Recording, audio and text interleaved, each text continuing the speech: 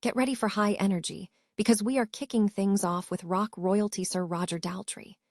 This legendary figure recently brought the house down at the Rock Fantasy Camp in Miami, Florida, performing with 11 camper bands and belting out iconic Who anthems like Pinball Wizard and Won't Get Fooled Again.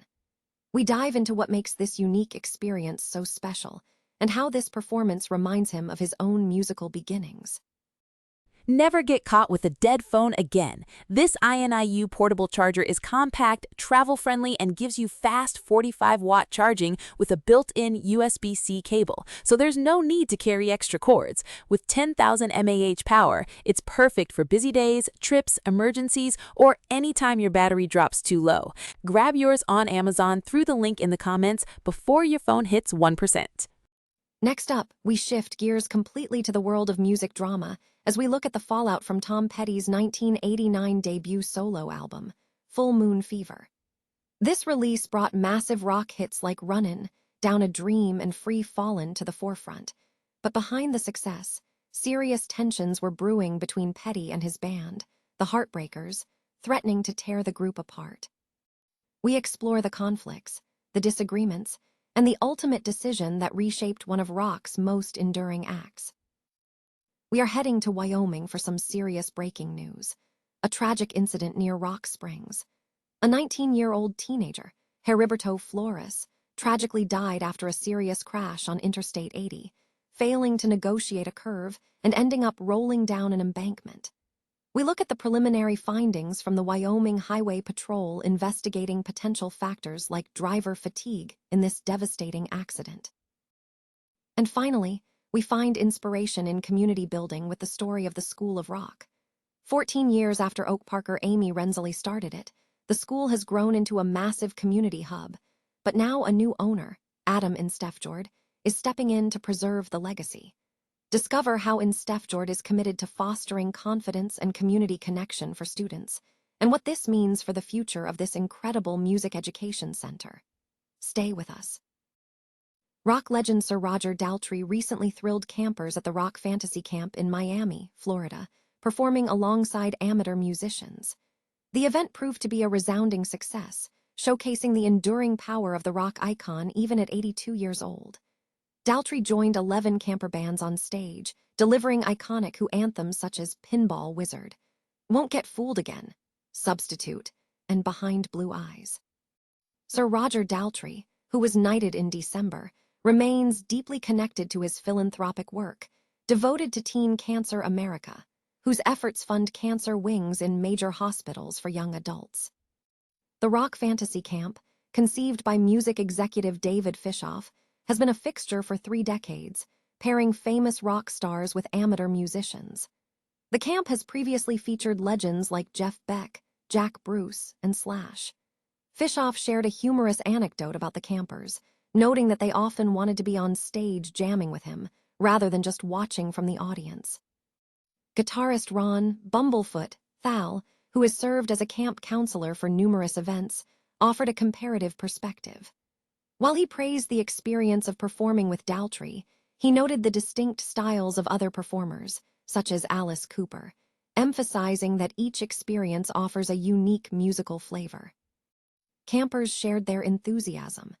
Anthony Jabin, a tech investor, described the experience as the best of his 6 rock camps, calling the moment of playing guitar while watching Daltrey sing, Won't Get Fooled Again, surreal.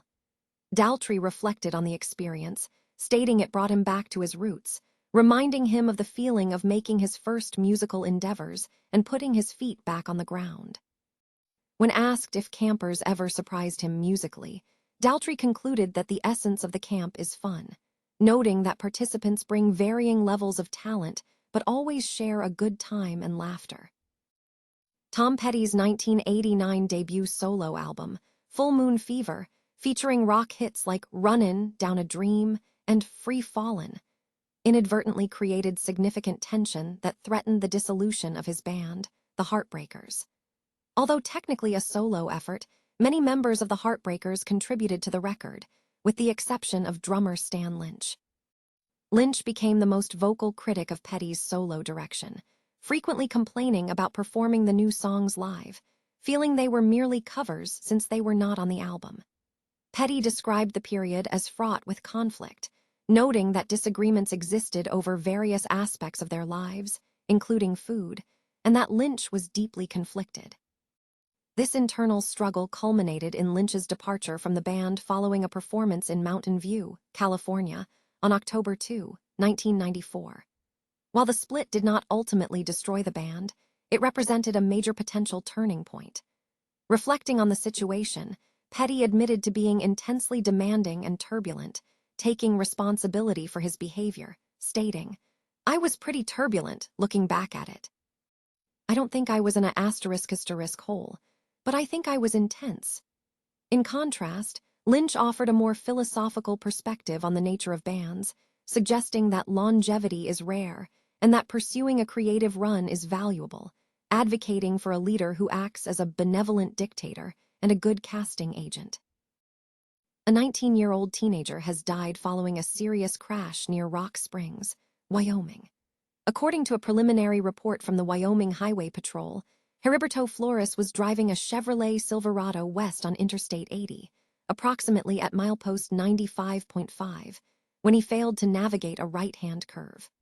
The report details that the vehicle left the roadway, crossed both lanes of travel, and exited to the right. Flores' vehicle subsequently tripped and rolled at least 1.5 times up an embankment before rolling back down. While weather conditions were reported as clear, road conditions were wet. Investigators are currently looking into potential contributing factors, including driver fatigue or falling asleep, and noted that the driver was not wearing a seat belt at the time of the incident. This information is preliminary and sourced from the Wyoming Highway Patrol via the Wyoming Department of Transportation Fatal Crash Summary Map, and the agency advises that details may be subject to change. School of Rock in Oak Park has found a new chapter with the acquisition of the business by Adam Instefjord, a former instructor who has been deeply invested in the institution since its inception. The school, which has grown into a significant community hub teaching over 10,000 individuals, was founded 14 years ago by Amy Renzulli, who envisioned it after seeing the positive impact a Chicago School of Rock location had on her daughter. Renzulli's motivation extended beyond music education. She sought to create a community resource that reflected the local area, ensuring the school was accessible to everyone, not just the affluent. Under Renzulli's ownership, the focus was on performance-based music education designed to foster both musical proficiency and personal growth, creating a welcoming environment for all members of the Oak Park community. Following the success of the Oak Park location, a second branch opened in Northbrook in 2020. However, Renzulli decided to step back from the day-to-day operations, entrusting the business to trusted staff. Adam Instefjord, a former guitar and bass teacher who transitioned into management, was the ideal successor. Instefjord emphasized the profound impact of the school on students, noting the transformation from nervous beginners to confident musicians. He expressed a commitment to preserving Renzulli's values, stating that while his approach is analytical, he shares a passion for community accessibility. "I've run the business with passion for the community and really caring about making sure the school has been accessible to those who can't afford it," Instefjord stated. Renzulli herself highlighted that her greatest satisfaction came from the stories of life-changing experiences the school facilitated, emphasizing the creation of a safe, accepting space where people connect and staff can develop into leaders. The positive influence of School of Rock is evident in the lives of alumni. Lola Reach, a former student, now teaches vocals, guitar, and bass at the school, crediting the experience with helping her find her voice. Similarly, Aaron Kolb credits the school for introducing his family to music and building community connections. Looking ahead, Amy Renzulli, who has called Oak Park home for 3 decades, will transition to a full-time role as an artist in South Haven, Michigan, planning to bring teaching artists to her new art barn and explore opportunities within Southwest Michigan's art communities.